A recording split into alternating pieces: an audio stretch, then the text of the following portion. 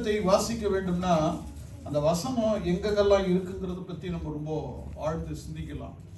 நம்ம டெஸ்ட் வச்சுருக்கிறோம்னாக்கா சும்மா இல்லை, பைபிளை படித்து எக்ஸாம் எழுதுறவர்களுக்கு கோல்டு காயின் கொடுப்போங்கிறது வெறும் வார்த்தைகள் அல்ல. காயின் கொடுப்போம், அதே சமயத்தில் முதல் பரிசும் கொடுப்போம், செகண்ட் பரிசும் கொடுப்போம், தேர்டும் கொடுப்போம். சும்மா ஒரே ஆள் அப்படியே தட்டிட்டு போக மாட்டாங்க. 3 பரிசுகள் நிச்சயமாக இருக்கும். அது என்னென்ன இருக்குன்னு சொல்ல முடியாது. ஃபர்ஸ்ட்டுக்கு கோல்டு காயின் உண்டு, அதில் மற்றது கண்டிப்பாக உண்டு. பிரைஸ் எல்லாம் ஸ்தோத்திரம். இன்னைக்கு மிகப்பெரிய ஒரு ஆபத்திலிருந்து நம்மளை எல்லாருமே கர்த்தர் காப்பாற்றி இருக்கிறார். பிரைஸ் எல்லாம் எத்தனை பேர் நம்புறீங்க?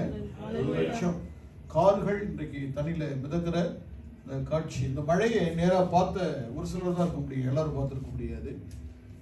நம்ம சபையில் கூட ஒரு சிலர் பார்த்துருக்கலாம். அந்த மழை வரும்பொழுதும் அந்த மழையினுடைய தாக்கம் எப்படி இருந்தது என்பதையும் நான் காரில் வரும்போது பார்த்தேன்.